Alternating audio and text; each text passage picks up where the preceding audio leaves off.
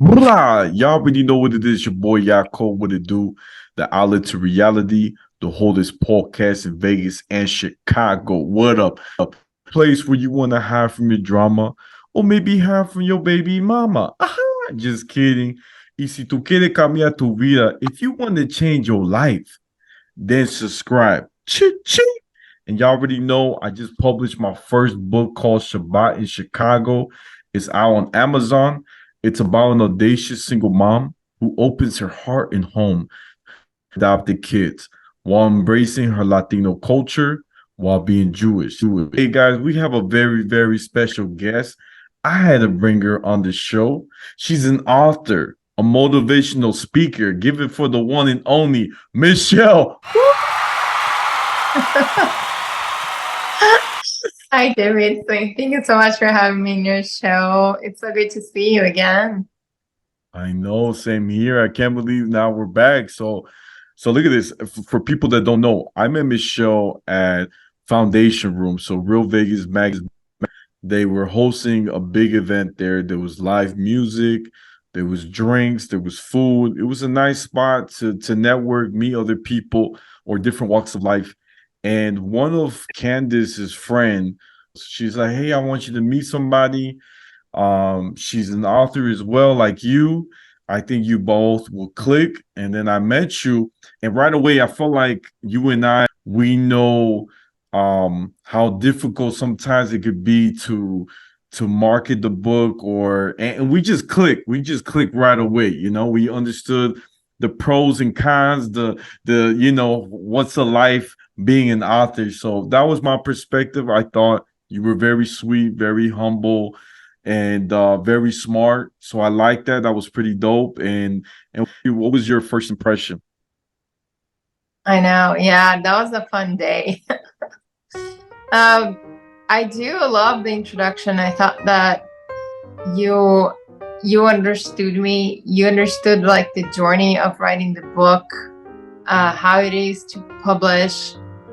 We had a great conversation there that day, and yeah, it was a fun time. I think that I love the story they share. I still have to get your book, and I want to read it soon, because the story you shared about how your mom wrote this, was teaching Judaism, right?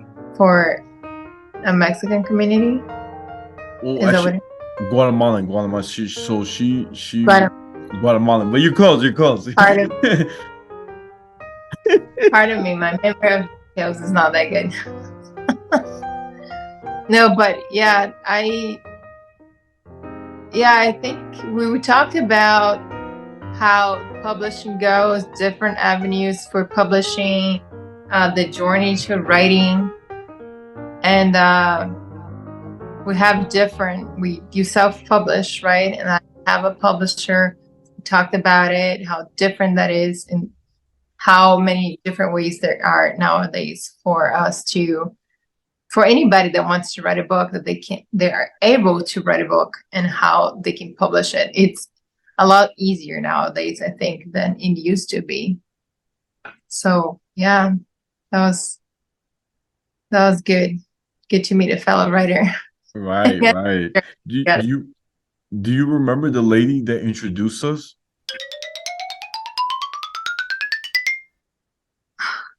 I'm not good with names.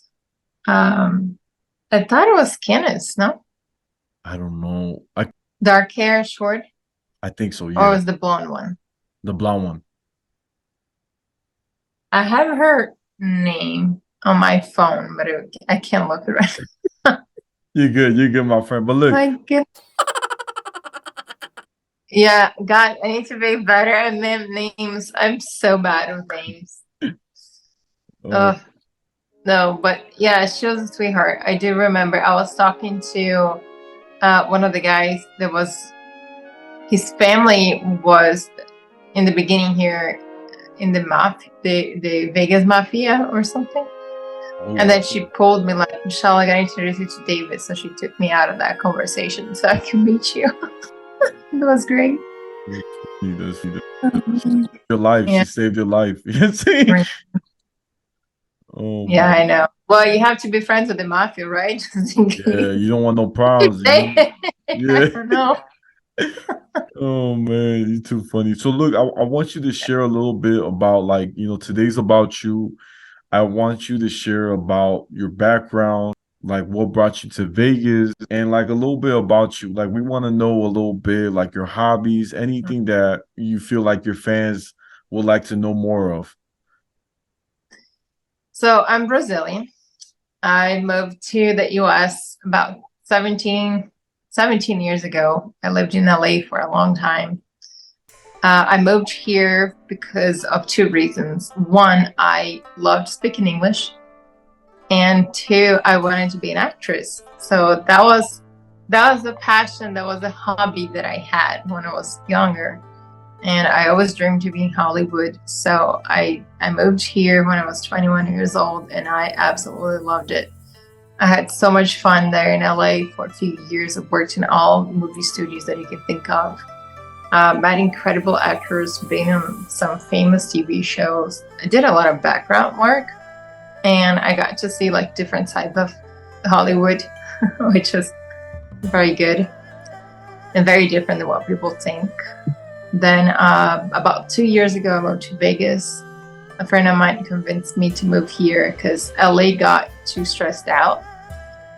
Even though, speaking of hobbies, LA had a lot of things that I really enjoyed doing, which was going to the beach, going on hikes, traveling, doing day trips. Because from LA, it's very easy to take like an hour and a half drive and go to a completely different city, spend there a day, come back the same night. So I really love doing that. I love writing. Writing is a passion for me since I was a kid. I always wanted to write love stories, and I didn't know exactly what my books were going to be about, but I knew since I was a kid that I was going to write books. So yeah, those are some of my passions, and yeah, there's a lot in this beautiful world that we get to see and to enjoy and to experience. So yeah. That's beautiful. That's beautiful. And that is a big change to move from Brazil to, California. California now. And then it's Yeah. it's different. It's different. That's amazing. And I gotta ask you, right? You mentioned about writing, right? How it's become like you've been writing for a long time. Mhm. What gave you the idea, to write your book? Because everybody wants to know, I think it's amazing. Not a lot of people can finish their book. They have the idea, they brainstorm, but they never finish. I think it's amazing that you finished it. And I want to know, like, if anyone inspired you to write it, what was the process like? Because that'll be very interesting, to hear about it. Yeah. So I'm not a very organized person. Let's start with that. I've written pages and tons of like notebooks of material, and I left them to the side. So I had all these ideas for stories, especially love stories, and especially based on my life, true stories. But I never knew how to put them together. And like I feel like a lot of people would do the same. Like they have ideas, they start writing, and then they stop, and then life, life happens, and you just get distracted and don't do it. And for me, there was a point that it was like a force that was pulling me towards doing it and getting it done. And for decades, I would just write my thoughts in random paper, which I'm moving. So I found all those piles of stuff that I wrote that I will put it together into another book. But for this specific book, during COVID, I got ghosted. right in the beginning of COVID, I got ghosted. And I went on this emotional roller coaster wondering what was wrong with me. Why would somebody ghost me? Because when you get ghosted, usually you don't just think, oh, the guy doesn't like me enough. It's more like, what have I done wrong? And you go into this spiral trying to understand all the situation. Because if the person had said something to you, it might be easier than it just disappearing. And thanks to that, and I'm very grateful that that happened, I went on this journey of get to know who I am. And I analyzed every single aspect of my dating life. So for that book specifically, there was, like I said, a force pulling me to finish it, to write it. And I wrote the entire book in 6 months. But then the process, it's a 350 pages book. It's like almost big. But I could not stop doing it. And this is one thing that I realized, like when something's meant to happen, you're gonna get that motivation to just go from beginning to middle and end. And if that's your calling, you will get it done. And even if you try to avoid it, something's gonna happen. It's just gonna it's gonna make you do it. And that's for me what happened with this book. So it was the first book I wrote and finished from in an organization mode, like in an organized format, let's say that way. Because the other ones, like I said, were just all over the place. And this one was just straight to the point. I was wondering if it's okay with you if you could read like maybe 2 or 3 pages of your book and share your thoughts, what's going through your head when you read those 3 pages. I mean so much. You could pick any. I was gonna read about this book, because it's a shorter part, okay. And then I can pick like a sassy Sally comment. Okay. So pretty much this is the book, The 69 Mistakes I've Made in Sex and Love. So I read about this book. Einstein famously said, insanity is doing the same thing over and over again and expecting different results. And yet, we ladies keep doing just that. We keep giving the guys the benefit of the doubt when we shouldn't, and not giving them the benefit of the doubt when we should. We keep chasing off the ones we like and attracting the ones we don't like. This book is about breaking the pattern once and for all. This is a hard thing to do, but it can be done. And why not have some laughs and a good time while at it? The 69 Mistakes in Sex and Love is a captivating exploration of love, mistakes, self-awareness, self-love, and self-forgiveness. This compelling book chronicles the transformative journey of a Latina immigrant as she navigates the tumultuous dating scene in a new country. With a candid, honest, and introspection, the author invites readers to join her on a quest for personal growth, revealing the challenges and triumphs encountered along the way.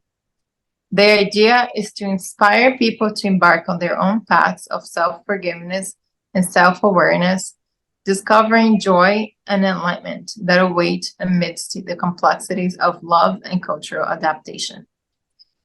The world of dating and the books about it are muddling, to say the least. Cherry-picking the wisdom of these books, Galluf, me, takes the reader on a funny and helpful guide through the 69 mistakes I've made in sex and love in America. From my nude photos being posted all over the internet to being a doormat, I'm unafraid to revisit even my most outrageous mistakes. Why buy all the dating books when you can get some of the best advice from them in this hysterically heartwarming guide? So when I was reading the chapters again, because I'm recording a series of videos about it, each chapter, there are times that I read a chapter and go like, oh my gosh, why did I write this? Why did I expose this? My mom's going to kill me. And my mom got really mad at me from just this beginning part about nude photos being in the internet. So I'm like, I have people that read the book saying that they were prohibited to read the book by their wives. And just like a lot of different interesting comments coming along. So yeah, my thoughts when I read this book's like, wow, it is very vulnerable, very open, very revealing, but it's also nothing too bad that nobody have ever done. So many of us have made several of those mistakes that I've made. But the point is, despite whatever we've been through, we need to love and accept ourselves. We did what we thought it was the best at the time. And so giving ourselves a little tap on our back saying, it's okay, you're fine, it's not that bad, just move on. So that's the idea. It's like for people to learn about themselves and to forgive themselves and accept who they are for everything they've been through. Ooh, that's deep. That's Profound. deep. I love it. I love it. I got the chills. I got the chills. You know what I'm saying? I got the chills. Yay. So look, I gotta be honest, we talk about ghosting when someone ghosts you. For me, it's a really turn off if you're texting a girl and she doesn't respond back to what you said and she changes the subject out of nowhere, like the next day. That's a red flag because it's like you ignore what I was saying. I'm very blunt, and maybe it's a Chicago thing, but if you're gonna, I just need somebody to tell me I can't or I can make it. Yeah. If you just leave it like like you kind of skip what I just said and just the subject and talk about something random, you're not paying attention to what I'm saying. Yeah, but you also have to ask, like, why are they ignoring that part? Like, what is it that they don't want to answer? That's true. I you know what? For me, if I see it's a pattern, and that's true, you're right. I got to figure out why they're answering like that. Like, it goes back to if you're going to tell me something, even if it's personal or something that happened to you in the day, I'm going to listen. I'm going to hear what you're saying. But if you can't do the same with me, it's not worth it, because in a way it kind of shows you're being selfish. Somebody who's also willing to listen to me, if I'm going through something. So I agree with you 100%. I mean, that's for me. My response would be like, okay, this is a random message, like a totally different. I was not expecting that. I'm not gonna respond, but I'm not really gonna answer. I'm just gonna put a thumbs up, you know what I'm saying, or something, because it's not really relevant to what we're talking about. I'm not gonna ghost them, because it can mean when you ghost somebody and they don't know why you push them away. I think that you just gotta be aware, and I always learn this in psychology. I 100% believe this is you have to be aware of the patterns, right? If someone is toxic at the beginning, like that the whole time, you can't, there's no point being with someone like that. And this is what I've learned, being with somebody who was like that back in Chicago and here in Vegas too. I met people and I was like, man, there's nothing you can say that can make him happy. I realize that you can do everything they say, right? And you could be in love. I'm not gonna lie. And they're still gonna be mad. They're still not happy. Yeah. Because they have to be happy first. Otherwise, nobody can make us happy, right? Besides ourselves. Right. You can't just expect that people are gonna fulfill all your needs or your emotional needs. If we don't do that for ourselves, nobody will, honestly. Us, always searching, right? Always trying to, we meet different people, different walks of life.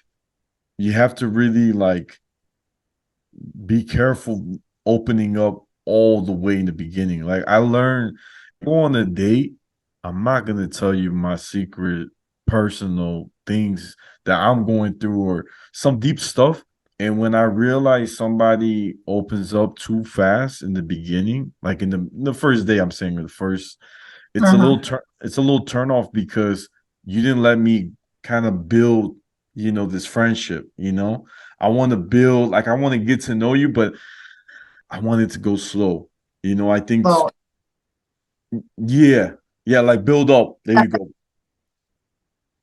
because also you don't know if you can trust that person. It's like, is this somebody that you should invest? And sometimes just becomes too much for that person to even handle. Like that you're not even sure who you are. Like, is it okay to expose all your feelings?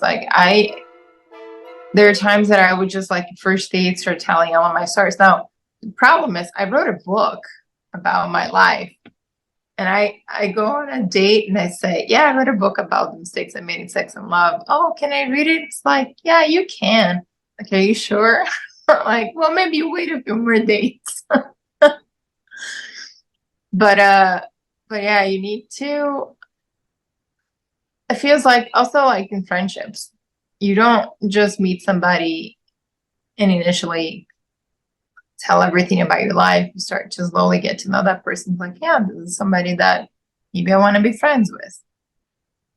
There is certain level that you have to share in order to connect to people, but like knowing how much you're sharing is important. Like you said, like you won't go and tell them everything. You won't go to somebody that you just met and tell your secrets.